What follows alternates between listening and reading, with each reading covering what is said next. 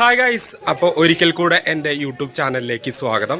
ഇന്ന് ഞാൻ ഭയങ്കര സന്തോഷത്തിലാണ്. കാരണം ഇന്ന് ഞാൻ എൻ്റെ ഒരു റിലേറ്റീവിൻ്റെ വീട്ടിലേക്ക് വന്നിരിക്കുകയാണ്. റിലേറ്റീവ് എന്ന് പറഞ്ഞിട്ടുണ്ടെങ്കിൽ എൻ്റെ വല്യപ്പൻ്റെ വീട്ടിലേക്ക്, അതായത് എൻ്റെ ഫാദറിൻ്റെ ചേട്ടൻ്റെ വീട്ടിലേക്ക് വന്നിരിക്കുകയാണ്.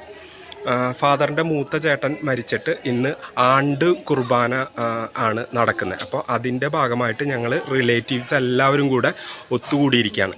അപ്പോൾ അതിന് വേണ്ടിയിട്ടാണ് ഇവിടേക്ക് വന്നിരിക്കുന്നത്.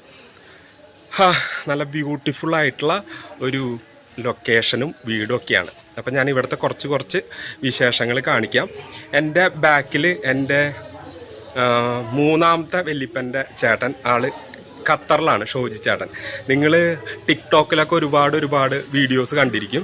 അപ്പോൾ ആളും വന്നിട്ടുണ്ട്. അപ്പോൾ കുറച്ച് വിശേഷങ്ങൾ ഞാൻ കാണിച്ചു തരാം. ഓക്കെ, ഇന്ന് എൻ്റെ മൂത്ത വല്യപ്പൻ, അതായത് എൻ്റെ ഫാദറിൻ്റെ മൂത്ത ജ്യേഷ്ഠൻ മരണപ്പെട്ടിട്ട് 14 വർഷം തികയുകയാണ്.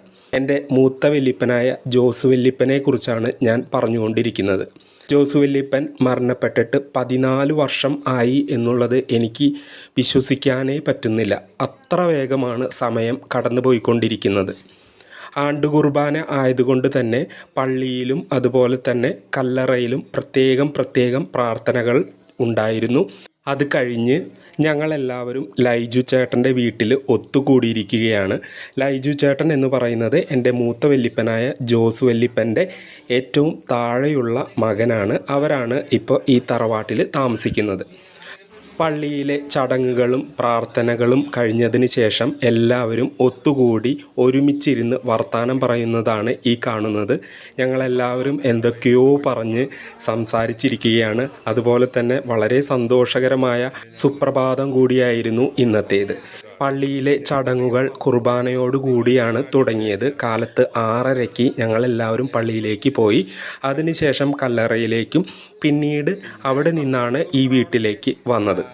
ഞങ്ങളെല്ലാവരും ഒത്തുകൂടാൻ കിട്ടുന്ന ഒരവസരവും പാഴാക്കാറില്ല. എന്നാൽ ചിലർ വിദേശത്താണ്, അവർക്ക് വരാനായിട്ട് സാധിച്ചിട്ടില്ല. ഇവിടെയുള്ള എല്ലാവരും തന്നെ ഈ ദിവസങ്ങളിലും മറ്റാഘോഷ ദിവസങ്ങളിലുമെല്ലാം ഒത്തുചേരാറുണ്ട്. ഞങ്ങളുടെ ഫാമിലിയിലെ മുൻ തലമുറ കാട്ടിത്തന്നതാണ് ഈ ഒത്തുകൂടൽ അല്ലെങ്കിൽ ഈ കൂട്ടായ്മ. അതുകൊണ്ട് തന്നെ ഞങ്ങളും ഒത്തുകൂടുന്നു. ആ ഒത്തുകൂടലിന് ഒരിക്കൽ പോലും ഞങ്ങൾ ഭംഗം വരുത്താറില്ല.